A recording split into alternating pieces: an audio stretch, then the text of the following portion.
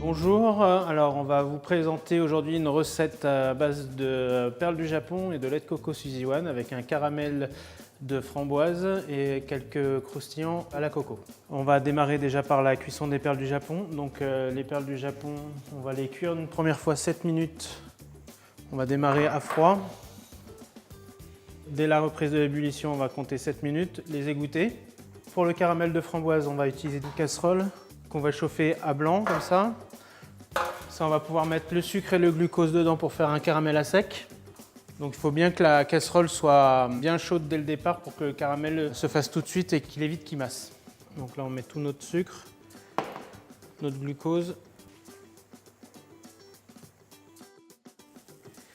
Parallèlement, on a nos perles du Japon qui commencent à bouillir. Donc là, il faut bien les remuer pour éviter que ça colle au fond. Alors là, voilà, notre caramel est pratiquement fini. À ce moment-là, on va rajouter notre lait de coco et notre purée de framboise.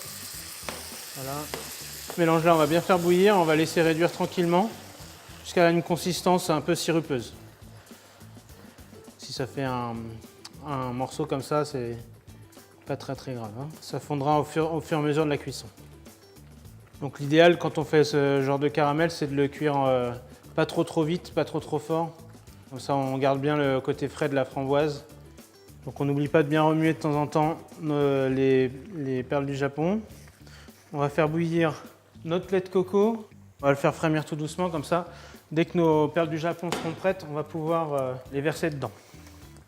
Donc là, on les a cuits une première fois 7 minutes dans l'eau et on va les recuire une fois égouttés 7 minutes dans notre lait de coco Suzy One. Donc on va réduire notre sauce jusqu'à la nappe. C'est quand notre spatule va être glacée par rapport à la sauce, hein. Ça, c'est l'action du sucre et de la réduction qui va faire ça. Donc voilà, là, ça fait 7 minutes de cuisson. Les perles du Japon sont presque cuites. On met ça dans un chinois. Et on va les égoutter, on enlève le maximum d'eau de cuisson. Notre lait de coco Suzy One est en ébullition. On va pouvoir ajouter notre perle du Japon. Voilà.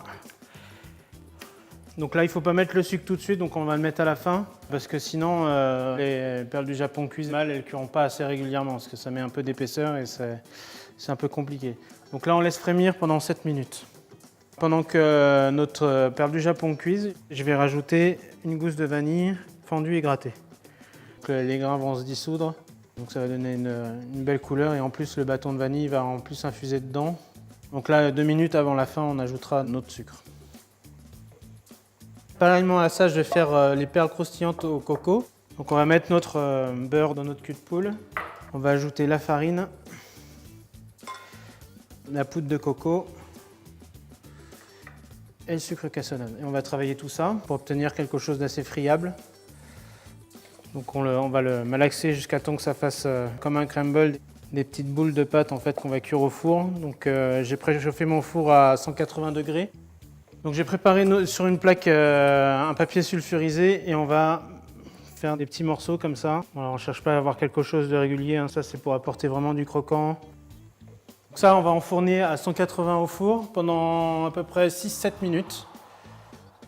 Donc voilà, notre caramel maintenant est presque fini de cuire. Il faut quand même laisser un poil liquide parce qu'en refroidissant, il va prendre de l'épaisseur avec le sucre. Donc là, on va pouvoir le débarrasser et le mettre au frais. Voilà, nos perles du Japon sont presque cuites maintenant. Il nous reste 2 minutes de cuisson. Donc on va rajouter le sucre semoule. Nous, on aime bien les desserts pas trop sucrés, donc pour la quantité 30 grammes, ça suffit. Donc là, les perles du Japon sont cuites, on va pouvoir les débarrasser.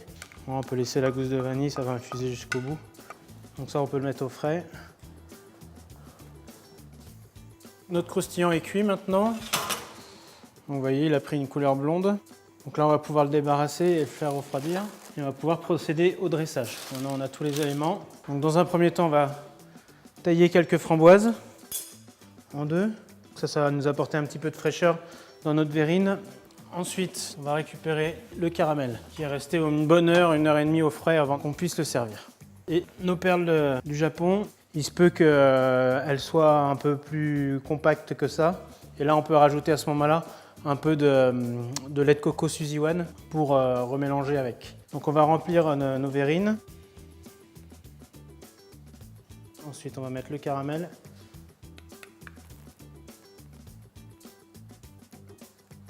Un petit peu de croustillant.